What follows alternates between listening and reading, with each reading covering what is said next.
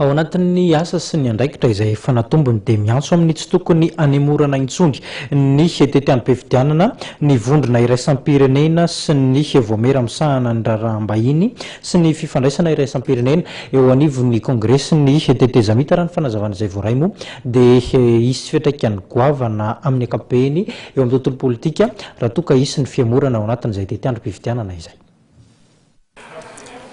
Ny asa izay ataonay zany amin'izao fotoan'izao dia manantona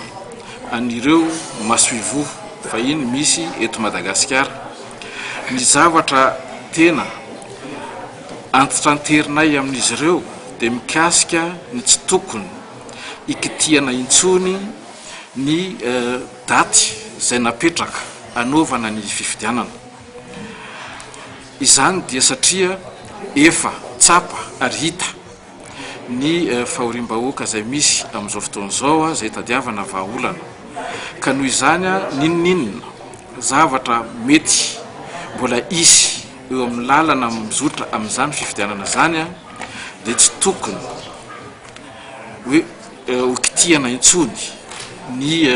datiny izany fifidianana zany satria io tsy ny vahoaka malagasy ihany, tsy ny fitondrana malagasy ihany no nanapaka an'io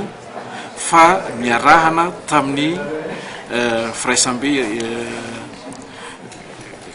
iraisam-pirenena. Zany hoe zany efa misy ny chronogramme atongavana amin'ny fifidianana ka noho izany dia tena mananotranitra koa izahay ny fanirinay mba hanajana an'io chronogramme izay napetraka io fa amin'izay mba tsy hisiny hoe fisalasalana any amin'ny vahoaka hoe ho vita ihany ve ny fifidianana sa manao ahoana.